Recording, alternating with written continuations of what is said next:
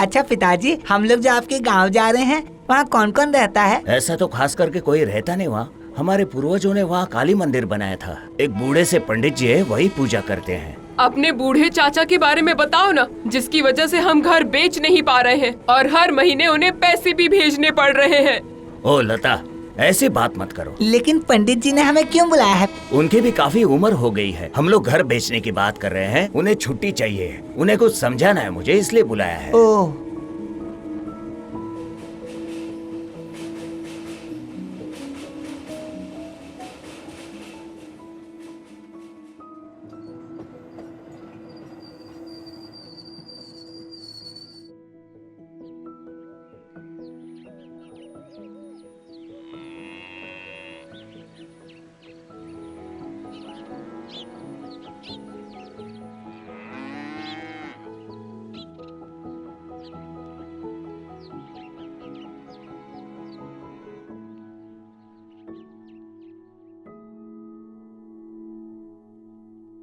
हाँ, आइए आइए, आप लोग माता का प्रसाद लीजिए। गुरुदेव, आप मुझे कुछ समझाने की बात कर रहे थे। बताता हूँ।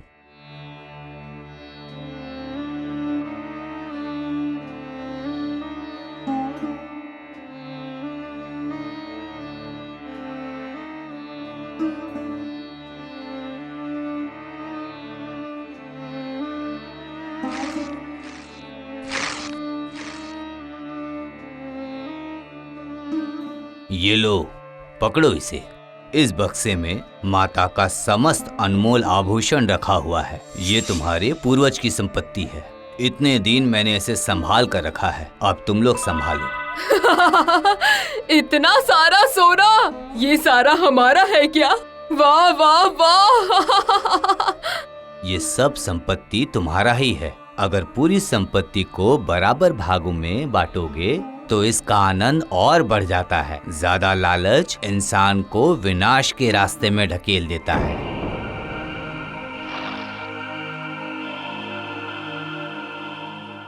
अरे ये क्या है जो कपड़े में बांध कर रखा है?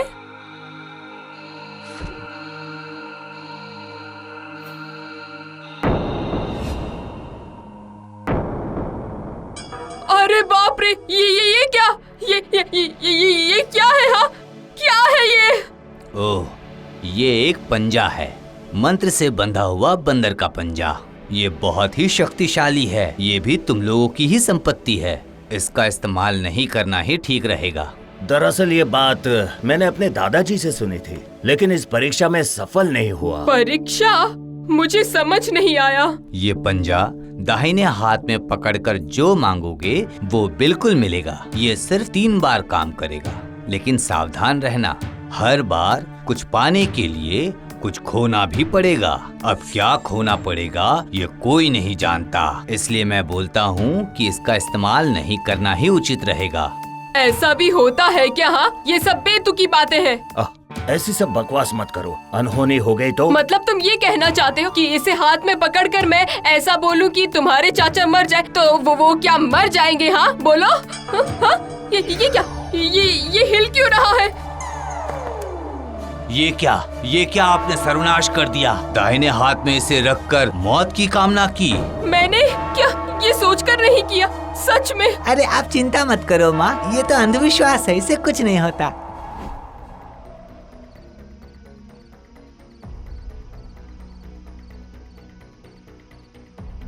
आज हम लोग आपके पुराने घर में ही रह सकते थे, ये एक अच्छा नया अनुभव होता। अरे बाप रे, वहाँ बिजली नहीं है, लालटेन जलाना पड़ेगा। इतनी मेहनत कौन करेगा?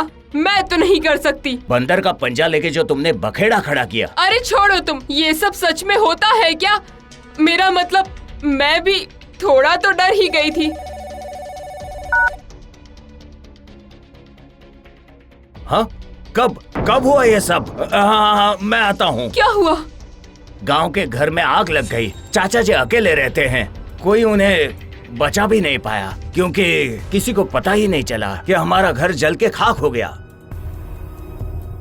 मैं तो अभी भी ये बात मान ही नहीं पा रही हूँ कि उस बंदर के पंजे में इतनी ज्यादा ताकत थी। घटना तो घट चुकी है, ये तो सच है ना? वो तो है। हेलो, क्या कब हुआ? हे ऊपर वाले, किसका फोन है? मेरी माँ सीढ़ी से गिर गई है। उनकी हालत बहुत खराब है। उनका बहुत सारा खून बह चुका है। अस्पताल में भर्ती है। डॉक्टर ने कहा कि कोई उम्मीद नहीं है। ये क्या हो रहा है? कुछ समझ में नहीं आ रहा है। बंदर का पंजा, उसी के कारण चाचा जी की मौत हो गई। और अभी भी हम 2 वरदान मांग सकते हैं। सुनो, तुम अभी के अभी गाड़ी की व्यवस्था करो। मैं अभी आती हूँ।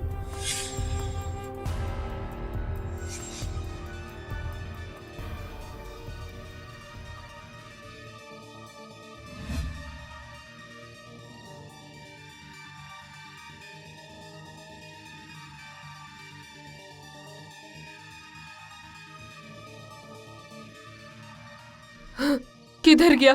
मेरे हाथों से यही तो गिरा था। किधर गया? किधर गया? ये रहा। हाँ, यही तो है। हाँ, मैं चाहती हूँ मेरी माँ पूरी तरह से ठीक हो जाए। मैं यही चाहती हूँ। जल्दी ठीक करो।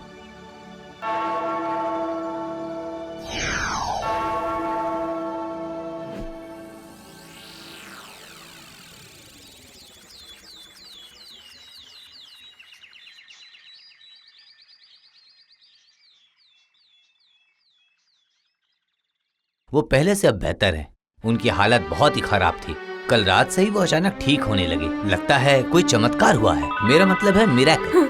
मैं जानती थी कि मेरी माँ ठीक हो जाएगी। मैं जानती थी। होटल से फोन आया था। होटल के रूम से गहने का बक्सा चोरी हो गया है। हे ऊपर वाले, अब क्या करूं? पर कुछ पाने के लिए कुछ तो खोना ही पड़ेगा।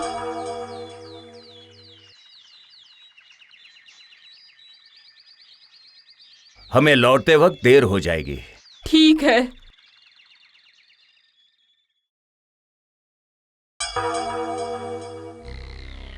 अरे ये क्या माँ, आपने फिर से पंजा क्यों हाथ में ले लिया? इस पंजे से अभी भी एक वरदान मांगना बाकी है। गांव का घर जल जाना, सोना चोरी हो जाना, हमारा बहुत सारा नुकसान हो चुका है। अगर मैं इससे पैसा मांग लूं तो हमारी सारे नुकसान की भरपाई हो जाएगी। साहब, नहीं माँ, अब कुछ मांगने की जरूरत नहीं है। कुछ उल्टा सीधा हो गया तो कुछ नहीं होगा। हमारा बहुत नुकसान हो चुका है और अब भरपाई का वक्त है। मैं 1 करोड़ रुपए मांगूंगी। अभी पैसे कैसे आएंगे? चल देखते हैं।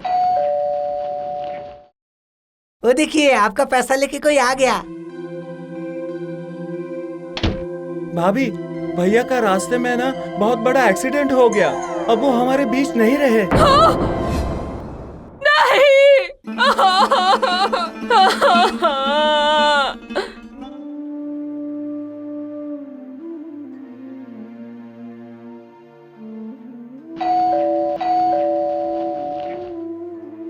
कौन चाहिए? मैं जीवन बीमा ऑफिस से आया हूँ। महेश बाबू ने मरने के 7 दिन पहले जीवन बीमा करवाया था। शर्त के हिसाब से उनकी मृत्यु हो जाने के कारण उनकी बीवी को 1 करोड़ रुपया मिलेगा।